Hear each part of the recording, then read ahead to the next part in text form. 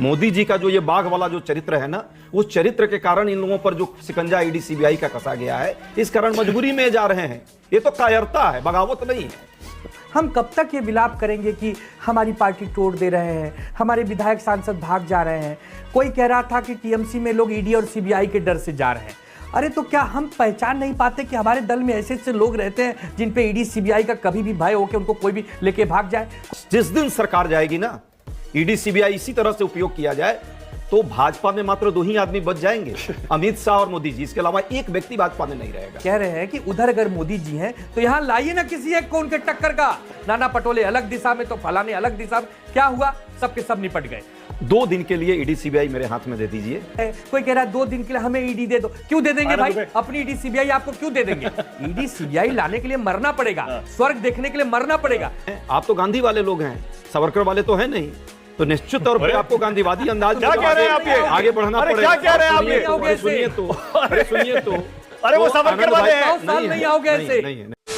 तो हेलो दोस्तों, नमस्कार, जय श्री राम। दोस्तों आज की एक और डिबेट वीडियो काफी धमाकेदार होने वाली है, क्योंकि आज के डिबेट में हमें देखने को मिलने वाले हैं शिवसेना के प्रवक्ता आनंद दुबे और दूसरी तरफ कांग्रेस के प्रवक्ता अजय उपाध्याय। दोस्तों इंडिया अलायंस को लेकर काफी ज्यादा घमासान मचा हुआ है और उसी को लेकर आज का ये डिबेट चलने वाला है, जिसमें आनंद दुबे ने कांग्रेस के प्रवक्ता को डिबेट में अच्छे से धोते हैं और उन्हें अच्छे से बेइज्जत करते हैं, जिसे आज के इस डिबेट में हम लोग देखने वाले हैं। तो दोस्तों आप लोगों से एक रिक्वेस्ट है, आप लोग वीडियो के अंत तक बने रहिएगा, तभी आप सभी को पूरा डिबेट समझ में आएगा। और हाँ दोस्तों, वीडियो अगर आप लोग को अच्छी लगेगी तो वीडियो को लाइक करिएगा, चैनल को जरूर सब्सक्राइब करिएगा। आइए आज की इस शानदार डिबेट को स्टार्ट करके देखते हैं। चलिए शुरू करते हैं। अजय भाई जी, एनडीए 300 पार तो हो गया, मैंने आंकड़ा दिखाया, लग रहा है हो ही जाएगा। आप 200 के भी नीचे आ गया इंडिया गठबंधन, और ये मैंने कल मीटिंग की डिटेल्स बताई हैं। ऐसा लग रहा है कि आपस में झगड़ भी रहे हैं, 200 के नीचे भी आ गए। तो आपने 400 पार वाली बात, 300 पार की बात की ना। हाँ। मैं तो कह रहा हूँ 400 पार भी हो जाएगा यदि इसी तरह हृदय परिवर्तन होता रहा। और इसी तरह जानते हैं, ये जो टूट फूट नहीं हो रही है, ये गलतफहमी में है बाकी पार्टियां। ये तो हृदय परिवर्तन इसलिए हो रहा है कि महामानव नॉन बायोलॉजिकल जो है, उनके शरण में जाके कुछ लोग जो है परलोक अपना सुधारना चाहते हैं। अच्छा, इहलोक में तो कुछ है ही नहीं।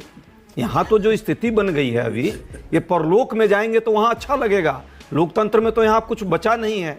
तो इसलिए मोदी जी के जो 12 साल का जो ये सेवा भाव रहा है, उस सेवा भाव से लोग प्रभावित होकर के आ रहे हैं। और अब वोट की और चुनाव की जरूरत नहीं है। जनता ने तो 240 चुना।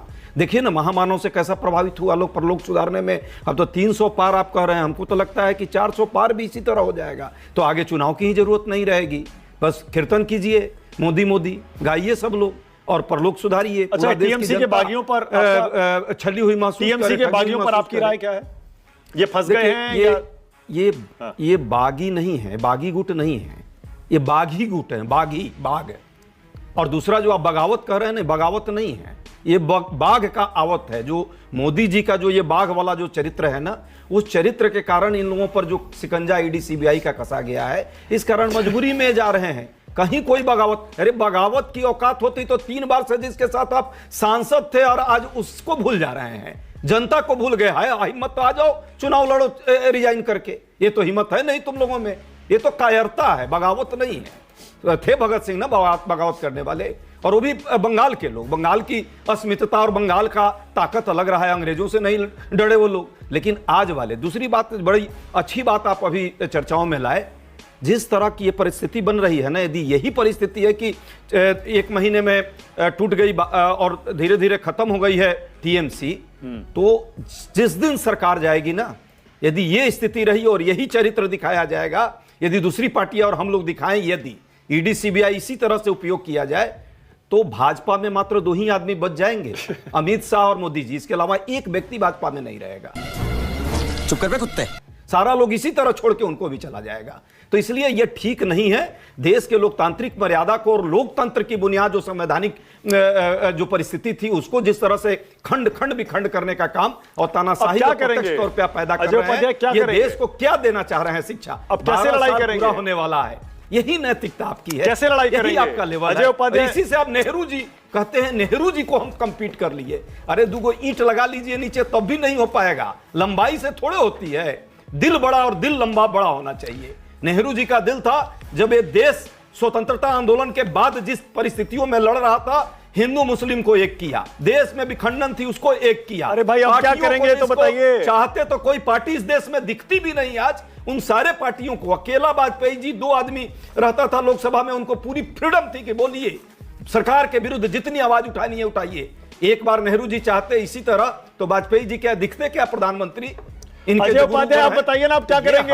अरे लड़ाई कैसे करेंगे आप? देखिए, लड़ाई तो वाकई बहुत संघर्ष बुला तो की है। लिया आपने मीटिंग, लेकिन उनकी बातें मैंने बताई, अंदर देखिए कितनी असहमतियां हैं। सब कुछ नहीं था अंदर जो है उस गुफा आप लोग छोड़िए मत। सच तो ये है, ये भाजपा वाले छोड़ते रहते हैं, आप उसमें क्यों फंस जाते हैं? आप तो अच्छे पत्रकार हैं, वो गोदी वाले को छोड़ दीजिए, आप उसमें के नहीं है। सच्चाई ये है कि ये लड़ाई वाकई बहुत देश के लोकतांत्रिक मूल्य को बचाने की लड़ाई है। और एक तरफ लोकतंत्र के वो लोग लड़ रहे हैं सेनानी, और दूसरी तरफ जैसे ताकत थी स्वतंत्रता आंदोलन की, कि स्वतंत्रता आंदोलन करी अहिंसात्मक ढंग से, नैतिकता के बल के गांधी जी के सिद्धांतों पर लड़ रहे थे, और अंग्रेज तानाशाही करके लड़ रहे थे। यही दो लड़ाई, वही दो विचारधारा फिर आई है। और ये देश के लोकतंत्र रहेगा या इस देश में तानाशाही चलेगी, इसकी लड़ाई चल रही है। चल झूठा। और ये सरकार जो है तुहिन सिन्हा जवाब दे रहे हैं, उसके बाद युवा नहीं देख रहा है। तुहिन सिन्हा जवाब दे रहे हैं, उसके बाद जा रहा हूं आनंद विजय और आनंद दुबे के पास। उसके घर वाले नहीं देख रहे हैं, उसके घर वाले देख रहे हैं, और वही वोटर होते थे कभी। आज उनके वोट का ताकत क्या रह गया, ये पूरा देश देख रहा है। जनता के वोट का ताकत भी नहीं समझेंगे। चुने हुए साथी को जबरदस्ती खरीद के या ईडी सीबीआई से डरा के आप पार्टी हमने ये आप लोकतंत्र का मान मर्यादा कर रहे हैं। हमने टीएमसी को लोकतांत्रिक तरीके से हराया, उस इलेक्शन में हराया जिसमें बंगाल में सर्वाधिक वोटिंग परसेंटेज हुआ। तो उसके बाद अगर टीएमसी नहीं बच पा रही है, उनको बचाने की जिम्मेदारी हमारी है क्या? नहीं। 90 बार इन्होंने आर्टिकल 356 का दुरुपयोग करके सरकारें गिराई, केवल इस मंशा से कि पार्टी को तोड़ा जा सके। उसके उपरांत में था इन्होंने संवैधानिक, इन्होंने सबसे पहले फारूक अब्दुल्ला जब ठीक ठाक चल रहे थे सीएम के रूप में, तो जीएम शाह जो फारूक अब्दुल्ला के बहनोई थे उसको तोड़कर जो पूरा कश्मीर का समस्या था वहां पर शुरू हुआ था 1983। आज इनको याद नहीं है अपनी हरकतें। अच्छा एक सेकंड रुकिए, तुम थोड़ा, मैं बस एक आपसे कह रहा हूं बात, 2 लाइन की बात है सिर्फ। 2 दिन के लिए ईडी सीबीआई मेरे हाथ में दे दीजिए। तेरा बाप यहाँ छोड़कर गया था कि तेरी माँ?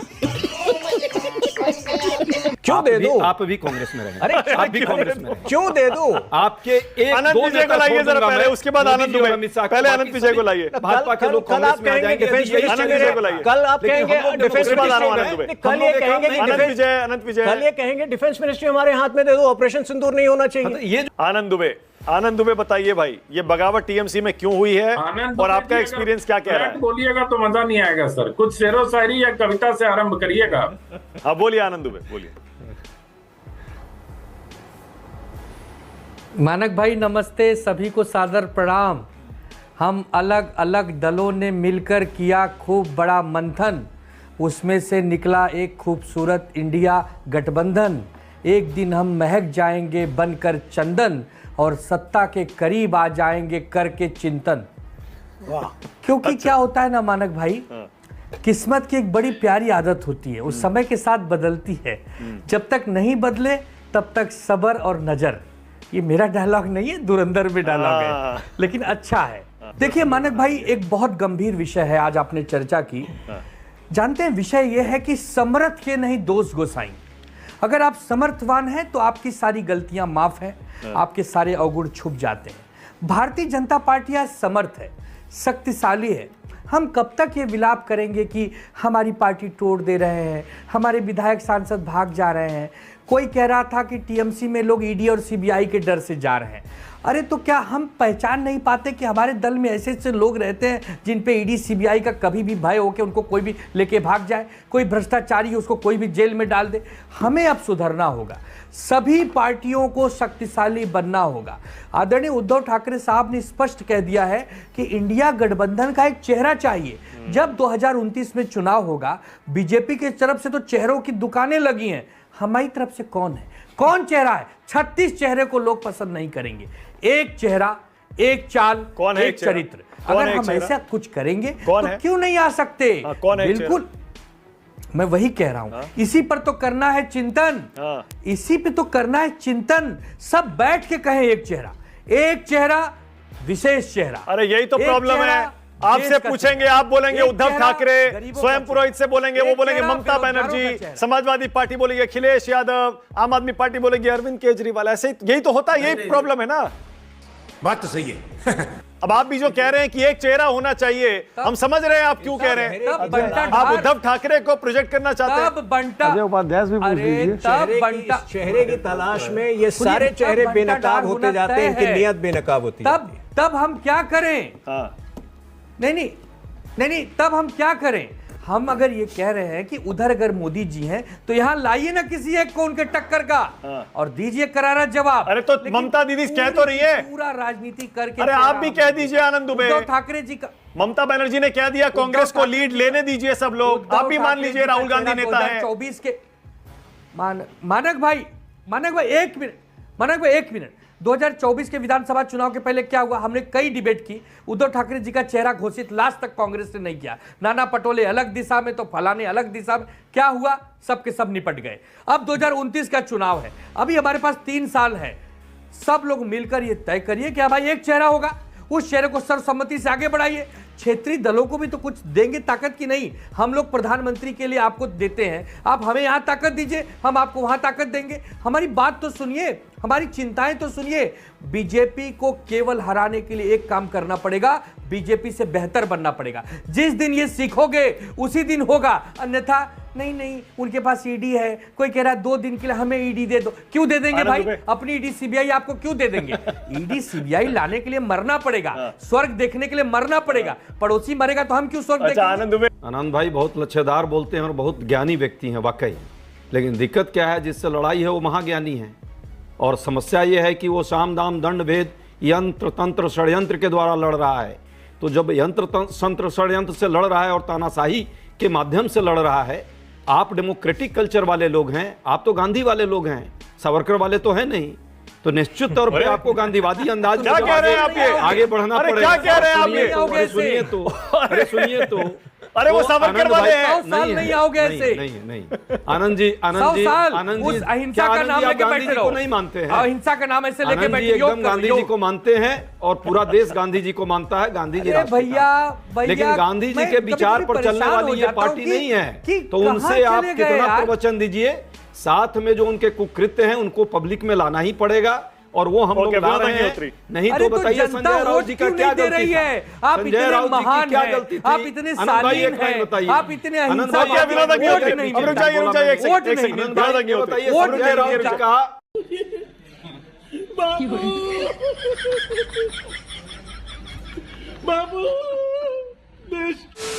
दोस्तों आज का ये डिबेट यहीं पे खत्म हो चुका है। उम्मीद करता हूँ आप सभी को ये डिबेट पसंद आया होगा। तो दोस्तों अगर आज की ये डिबेट आप सभी को अच्छी लगी है तो वीडियो को हमारे लाइक कर दीजिए और चैनल को हमारे सब्सक्राइब कर लीजिए, क्योंकि हमारे चैनल पर आप सभी को ऐसी शानदार डिबेट देखने को मिलती रहेगी। और हाँ दोस्तों, आज के इस डिबेट के बारे में और आनंद दुबे के बारे में आप सभी का क्या राय है? आप लोग अपनी राय वीडियो के कमेंट बॉक्स में हमें जरूर बताइएगा और इस वीडियो को ज्यादा से ज्यादा मात्रा में शेयर कर दीजिए ताकि सब तक ये वीडियो पहुंचे और सब लोग इस वीडियो को देख सकें। आप सभी से जल्दी मुलाकात करेंगे एक और शानदार डिबेट के साथ। तब तक के लिए आप लोग अपना और अपने प्यारे परिवार का ध्यान रखिए। जय हिंद, जय भारत, वंदे मातरम, जय जय श्री राम।